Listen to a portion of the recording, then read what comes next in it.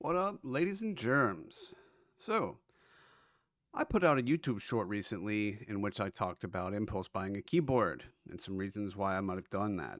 Now, as promised in that short, let's dive balls deep into this topic and discuss this and other gaming impulse purchases.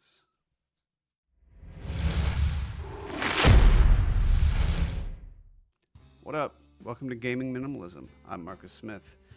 And today we're going to talk about what motivates us to make impulse purchases, specifically regarding gaming and our other hobbies. So, what got me to thinking about this is a situation that I recently ran into where I bought this keyboard.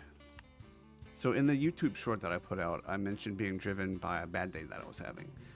For context, I have a full-time job and I have a part-time job. Sometimes the part-time job requires me to work full-time for an extended period.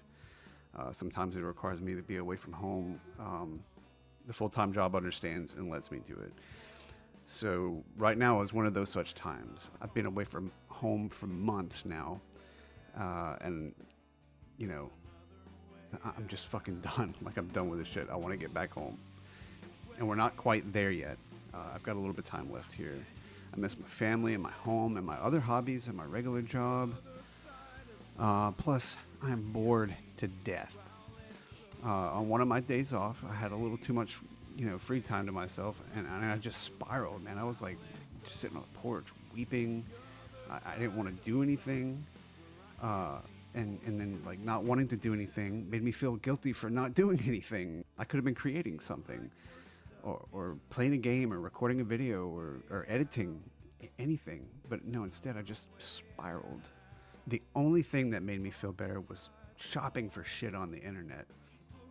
So I bought a new keyboard on Amazon. Then I bought a whole bunch of other shit, which I'll talk about in just a bit. So the next week, when I was out for one of my walks, I walk 3 to 5 miles a day just to try to keep some healthy movement going. And, those same feelings kind of started to come over me again. And I tried to turn my mind toward creativity and try to think about a creative project I could get into. But when I started thinking about my creative project, I immediately started thinking about shit I could buy to, like, do the creative project. And I caught myself this time and I said, enough. I was using consumerism as medicine, and it's shitty medicine, to be clear. Because while it feels good in the short term, it doesn't address the root of the issue. It's almost like, if you got stabbed and had a knife stuck in you, taking pain pills to try to make yourself feel better while, like, still leaving the knife in. You've got to treat the root cause. You got to pull the knife out and treat the wound. As far as the root cause goes, I can't put my finger on what exactly it is that's causing me these issues, but that moment of clarity that I had there really made me think about, this process of medicating with purchases. And then I started to think about all the reasons we make unnecessary purchases, especially like around our hobbies. As I just illustrated, we do it to medicate anxiety and depression. We tell ourselves stories about all the things we could do with a shiny new purchase. I know I did. I said, oh, well, I can buy this keyboard and, like, hook it up to my Xbox and game with that, and then I bought a mouse too. Like the one I had was fine, and I bought another mouse, and then I was like, oh, what if I use, like, just my Xbox for gaming and, like, get rid of my PC and use my iPad for my main computer? And then I bought this fucking thing to hook up my monitors to my iPad, and as I was doing all of that, I realized, God, none of this is gonna work. This doesn't suit me. This is not what I want. And so I've put everything back the way it was. But yeah, I mean, we tell ourselves stories to justify these things. Or we compare ourselves to others, or rather, we want what other people have. Like, when I go on my walks, I see all these nice houses, these really, like, bougie looking places. And I think to myself, I'm like, man, I'd love to have a house like that. And I'll get to feeling bad about my own house. By the way, this is my house. It's fucking absurd, right? I mean, like, who wouldn't want a house like that? It's a nice house. Or I see a nicer computer than mine, and I want to buy that and replace my computer. But my computer is nowhere near obsolescence, and it is, while not top of the line, it is very, very nice. It's fucking absurd. Or I see an Xbox Series S and I want to trade my Series S for it.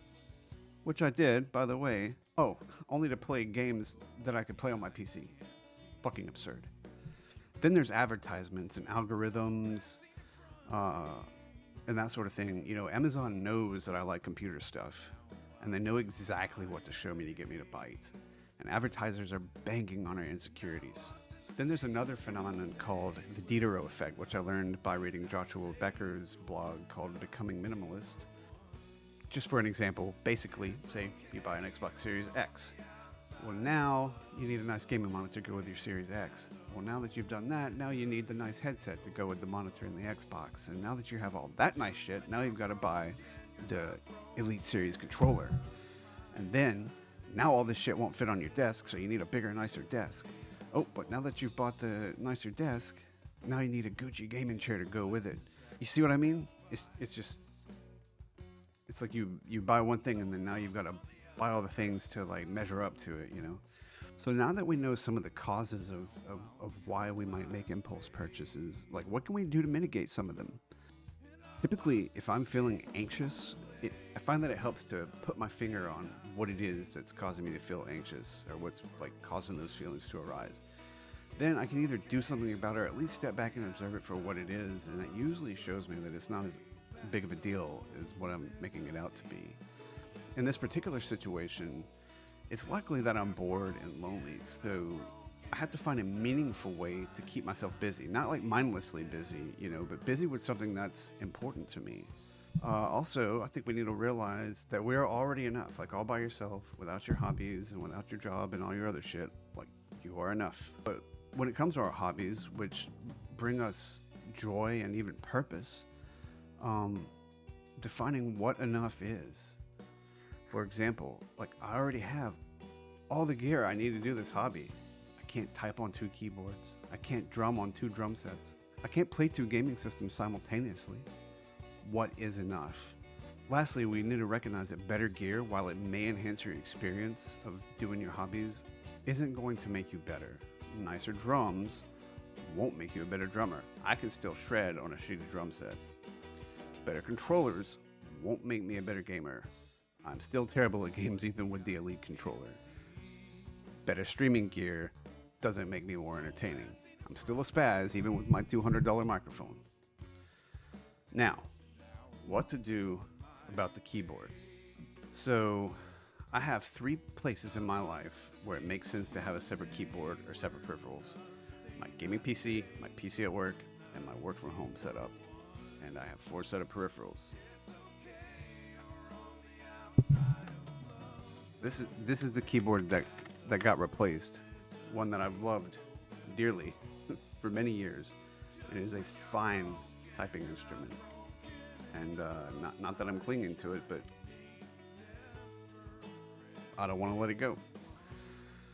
So what I think I'll do, since I have 4 set of peripherals, the one that I bought for my work from home setup, which I think work bought anyway, doesn't really suit me. It's not the keyboard's not mechanical. I don't like typing on it. It's weird, but it's nice enough. It's one of the nicer Logitech keyboards and mice. So what I think I'll do is I'll return that stuff to work so that one of my users can get value out of it. I know there's somebody there that would love to have it. And then I'll take my SteelSeries mouse and my Model M and put it on my work from home setup, because that's where I'm going to do more typing anyway. Actually, I really enjoy this one for gaming. Now, if I'd been a little more mindful, I could have realized that I already had enough. But hey, that was in the past, and the past doesn't exist. All we have is now.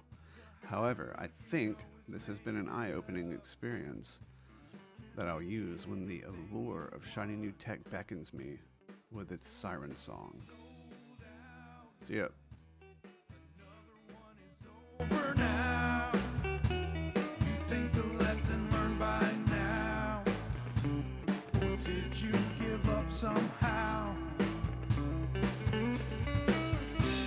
Now look to the sunlight ahead. I will answer what's right in front of you instead. I won't answer to you.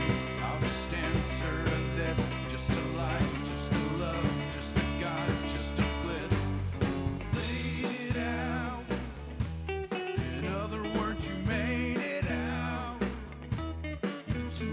so closely